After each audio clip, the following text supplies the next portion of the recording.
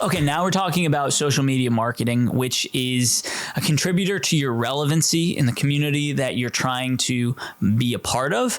And it plays a part when we talk about mere exposure effect and just being, again, relevant with the people you're trying to reach. So my first recommendation would be to pick a flagship channel that you believe your target market is most active on. And so if you're trying to target a younger demographic, maybe go for Snapchat, which is an interesting platform for sure. And it takes some time to figure out what you're doing, but it can be relevant if your demographics are from ages, say, 12 to 17. Then there's TikTok, which is for a younger demographic, but we're seeing it grow into basically all ages, including, upwards of 35 and older. They are starting to get on the platform, but I guess I would recommend TikTok for people who are targeting under 35 years old. Instagram is a young-ish platform, but you've still got a lot of people who are on the older end. But I think if you were trying to target people who are maybe ages 17 to 27, that's your sweet spot, would be Instagram.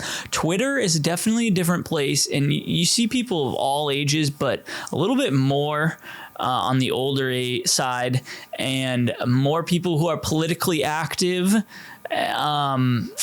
You see a lot of tech communities happening on Twitter. So if you're doing something in terms of software development, something like that, the tech side is on Twitter, and that's where you should be. LinkedIn is really interesting because it is where people are trying to be professional. And so if you're trying to connect with other people in professional places, LinkedIn is definitely where you should be putting content out. And so the idea is to just pick out where you think your strategy should live most. I forgot YouTube, but YouTube is they say if you can build a following on YouTube, you've got an empire, because the fans are so loyal. And that's something that you have to keep in mind with, because these different platforms have different loyalty based on like if you follow somebody. So the amount of people that you subscribe to is far fewer than the amount of people that you follow on TikTok. So just worth keeping in mind. But the point was, pick that platform that is going to be your main channel and start there and just start creating content. If you follow that content distribution and creation strategy that I mentioned in the content marketing section, you'll know that by creating one piece of large form content, you can have a lot of smaller posts that can go across all different channels. But really starting to engage with your community on just one channel makes sense. I think if your business is focused in one place, if you have a brick and mortar establishment where people have to actively come to your location to purchase your products, like a restaurant or a bar or a barber shop, TikTok will get you virality, but it's so viral. I mean, people all across the world could know about your barbershop, but that doesn't help your business if people can't actually walk through the door. And so that's why you want to pick your platform based on where your community really will be. And Facebook is great for local communities. I think Instagram can also be really relevant for local communities. And those are just a couple asides about it. Now, in terms of social media marketing, you're going to want to plan your content ahead. And that doesn't mean you shouldn't be posting on the day of. And that's oftentimes, if we're talking like Instagram, stories can go up on the day of if you're doing relevant and timely activities. But having a plan for what you're going to post, when you're going to post, is great, because that's how you save time. If you spend a couple hours once a week, twice a week maybe, building out that content in bulk, you create a bank of content. And then if you use a scheduling tool, you can put those pieces of content during the times that you want them to go out, and then just let it run. And you don't really have to work on it too much. Now, Facebook or Meta has a content scheduling tool, which is super useful, and I think it's free still. So, which is crazy because the fact that you can schedule content on Facebook for free and on Instagram for free is really, really valuable, because an alternative would be Hootsuite. And there are a bunch of other content scheduling tools, but Hootsuite is an industry leader and it can be really expensive. About $1,000 a year, maybe. I'm not entirely sure, but that's how you scale your content, because manually thinking and posting every single post, at the time when you're trying to post it, will consume your entire life. And so you want to bulk create and then schedule those posts to go out so they go out automatically.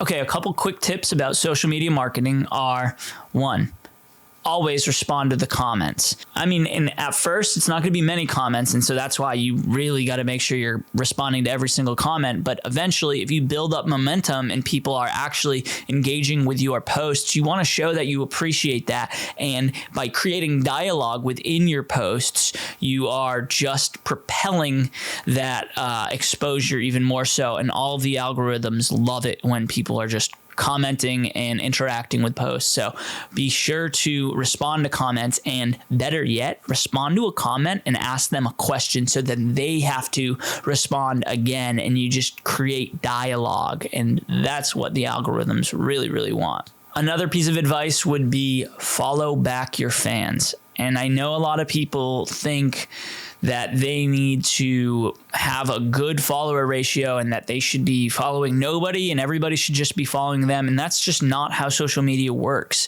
It's a give and take game. And so by following back your fans, you're showing that you appreciate them, and then they will appreciate you even more so. And so it's something small to do, and it doesn't cost you any money. So why wouldn't you do it? And then if you're following those people, you're going to start seeing them on your feed, and you can engage with them, and it just keeps you in the back of their mind when they see a notification that you liked their post. That right there is an advertisement. Whether you or they even know it, it's mere exposure effect, right? And it's just bringing you into relevancy.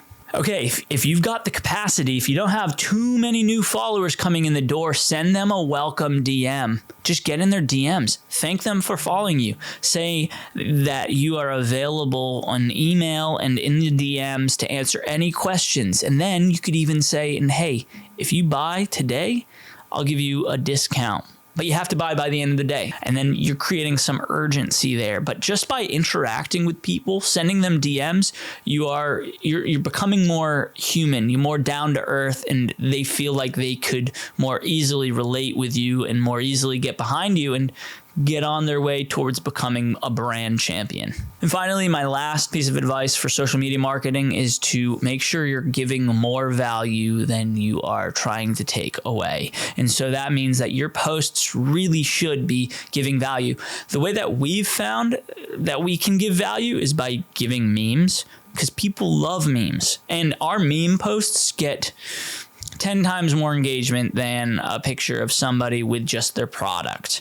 And we do a lot of pictures of people with their products, and we're starting to realize we need to provide value way more than we're taking away value. We can't be advertising to these people all the time, because people are going to eventually say, I've seen this product so many times, I'm getting annoyed with it. And it's an interesting balance between mere exposure and overexposure and annoyance. And so as long as you're providing them with value, then that mere exposure is going to be positive.